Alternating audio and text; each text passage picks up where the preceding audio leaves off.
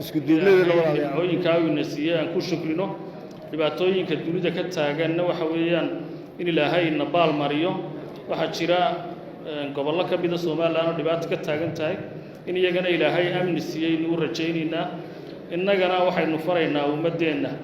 إن أمنك الله أتكيو كل عام وأنتم بخير iyadoo guud ahaan caalamka islaamka oo dhan maanta si weyn loogu dabaaldego munaasabadda Ciid al-Fitriga ayaa magaalada Boorama waxay ka mid tahay magaalooyinka sida weyn loogu oogay tukashada salaada Ciid al-Fitriga shacbiga ku dhaqan magaalada Boorama ayaa salaada Ciid ku oogay barxadaha iyo masaajidada magaalada Boorama halkan oo ah masjid jaamaca weyn ee magaalada Boorama ayaa waxa shacbiga kula tukaday salaada Ciid al-Fitriga mas'uuliyiin ka socda xukuumadda maamulka gobolka ka degmada Boorama iyo xildhibaano ka tirsan golaha wakiilada Soomaaliland salaada kadib mas'uuliyiintii kala duwan ee goobta ka hadlay ayaa waxa shucuubta muslimiinta gaar ahaan shacbiga Soomaaliland ugu hambalyeeyeen munaasabadda Ciid al-Fitriga awgeed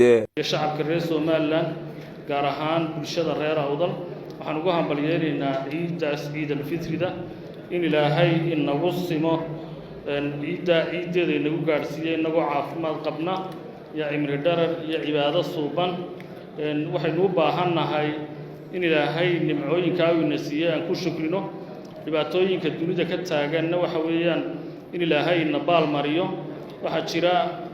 gobollo ka mid ah Soomaaliland oo dhibaato ka taagan tahay in iyagana Ilaahay amni siiyay inuu rajaynayna innagana waxaynu faraynaa ummadeena in amniga la adkeeyo muhiimaduna waxa weeyaan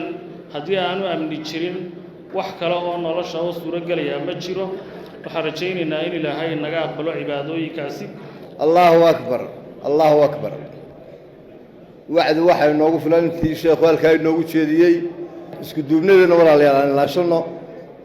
taasan wax ku noqonaynaa horumar ma jiro haddaynan Ilaahayna ka cabsan wanaagana isku kaashan iskuna duubnaan saddexda haddaynu isla helno wanaag kasto aynu adduunyada korkeeda ka doonayno waynu gaaraynaa aakhiradeena way hagaagaysaa dardaarkayguna inta Ilaahay cibaadooyinkii wanaagsanaa inuu bishaas subnaa Allah inaga aqbalo waalidiintii waalidintood ba Allah u naxariisto Ilaahay nagana hay nooga daba naxariisto muslimiinta dhamaanteedna Ilaahay nabadgelyaha siiyo ciise iyo sharaf iyo karaama Allah u siyaadiyo tahniideynaya munaasabadda Ciid al-Fitriga waxaan leeyahay dhamaantood ciid